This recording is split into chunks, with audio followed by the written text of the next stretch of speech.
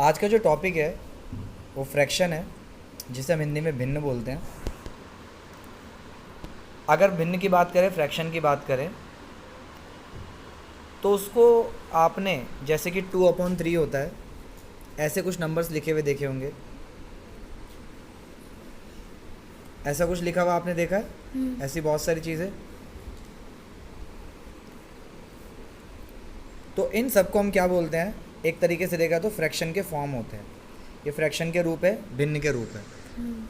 इतना क्लियर? अब अगर हम यहाँ पर देखें, जैसे कि एक फ्रैक्शन 3/5 लिखा है, ठीक है। ये 3/5 का मतलब ये होता है कि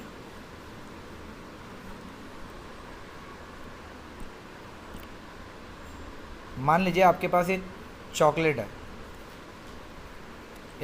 इसके 5 हिस्से कर देते, 1 2 3 4 एंड 5। ठीक है, इस चॉकलेट के कितने हिस्से कर दिए हमने? 5 हिस्से कर दिए। इसमें से जो ऊपर 3 है, वो मान लीजिए आपने इतनी चॉकलेट्स के जो टुकड़े हैं वो खा लिए। समझ में आ रही बात आपको? तो जो टोटल पार्ट्स होता है, टोटल जो हिस्से होते हैं, टोटल पार्ट, कुल हिस्सा, वो यहाँ नीचे दिखाया जाता है। ठीक है। जितना हिस्सा हमने खा लिया, कितना हिस्से खा लिए 5 में से? 3 हिस्से खाए, तो 3 जो है ऊपर आ जाता है। समझ में आई बात आपको? तो फ्रैक्शन का मतलब यही है कि कुल हिस्सा जो होता है वो नीचे आता है, और जितना काम हमने कर लिया, 3 चॉकलेट के हमने पार्ट खा लिए, मतलब एक चॉकलेट के 3 पार्ट खा लिए हमने, तो वो ऊपर आ जाएगा। आई बात समझ में? अगर मैं आपसे यूँ पूछूँ, अब कितनी चॉकलेट रह गई, तो टोटल कितनी चॉकलेट है? मतलब एक चॉकलेट में कितने पार्ट हैं? 5 पार्ट है, तो 5 तो नीचे आएगा। अब चॉकलेट्स कितनी रह गई? ये हिस्सा चॉकलेट का रह गया ना, खाया नहीं हमने इसको, तो कितने पार्ट रह गए? 2 पार्ट रह गए, तो 2/5, 2/5। फ्रैक्शन का मतलब समझ में आ रहा है क्या होता है? एक और चीज़ देखते हैं हम लोग। अब देखिए बेटा, क्या नाम है तुम्हारा? हैं? मोहित। मोहित, मान लो आपकी मम्मी ने एकदम बढ़िया गोल सी रोटी बनाई, और मम्मी ने उसके 4 बराबर टुकड़े कर दिए। कितने टुकड़े कर दिए? 4 एकदम बराबर टुकड़े कर दिए। और आपका छोटा भाई आया, और छोटे भाई ने इतना हिस्सा क्या कर लिया? खा लिया। अब मैं पूछूं आपसे कि आपके भाई ने कितना हिस्सा खाया, तो टोटल पार्ट देखो कितने हैं इसके अंदर? 4। तो 4 नीचे आएगा। और कितने रोटी खा ली उसने? 1 पार्ट खाया ना, तो 1/4 आपके भाई ने खा लिया। इतना समझ में आया? अब मैं अमित से पूछता हूँ, अमित अब कितनी रोटी रह गई? तो टोटल हिस्से कितने हैं यहाँ पर? टोटल पार्ट 4 है। अब कितने रह गए? 3।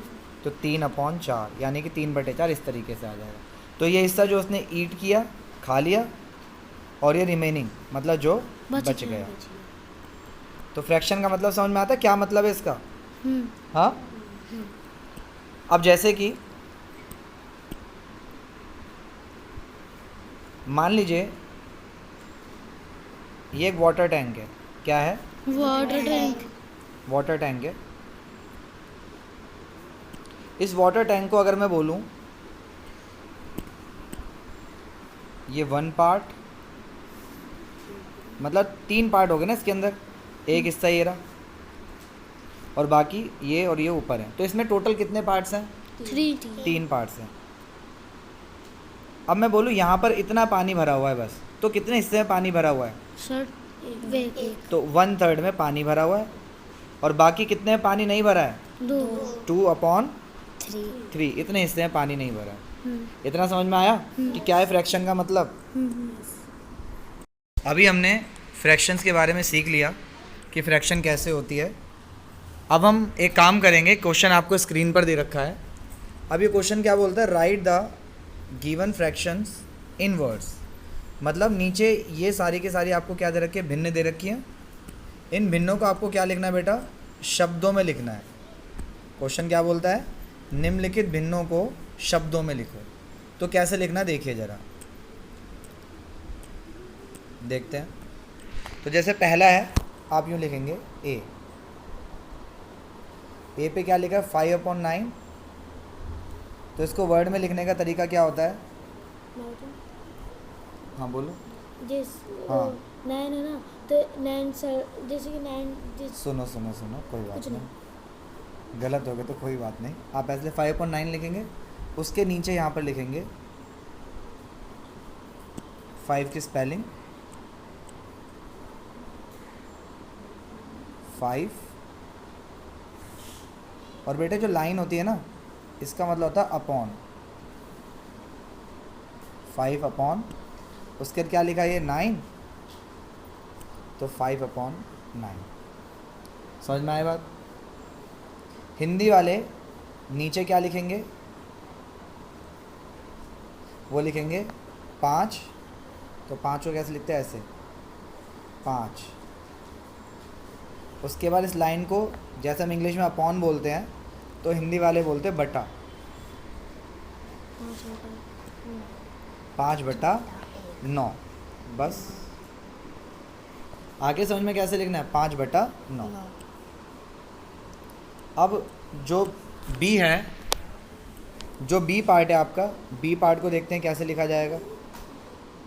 बी पार्ट को देखते हैं हम कैसे लिखेंगे। तो बी में क्या लिखा है बेटा आपका? 13 और अपॉन में 6। तो इंग्लिश में कैसे लिखेंगे? स्पेलिंग लिखो THIRTEEN 13। और इस लाइन को क्या बोलते हैं? अपॉन।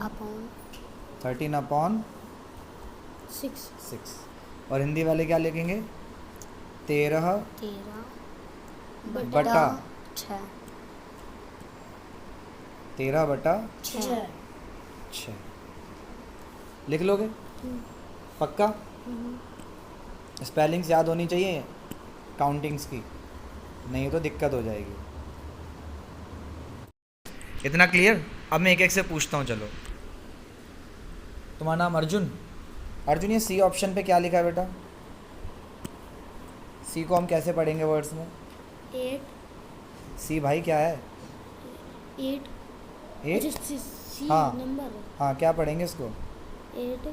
8 कैसे आएगा बेटा? पहले ऊपर वाला पढ़ा जाता है ना, 3। फिर क्या आएगा? अपॉन। हाँ 8। 3/8 EIGHT। हिंदी में कैसे लिखेंगे हिंदी वाले? 3 बटा। हाँ 3/8। 3/8।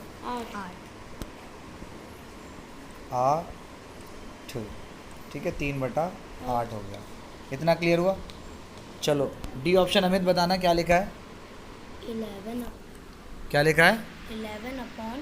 हाँ 11/4। हिंदी में क्या लिखेंगे इसको? 11/4। यस परिणीता, आप बताइए क्या लिखा है बेटा? 5/10। 5/10 यानी कि 5/10। ठीक है, तो ये आप लिख लेना। और साथ के साथ ये जो क्वेश्चंस हैं, इनको भी आपको वर्ड्स में लिखना है और उसका आंसर कमेंट करना है। ये आपके लिए होमवर्क है। तब तक के लिए बाय।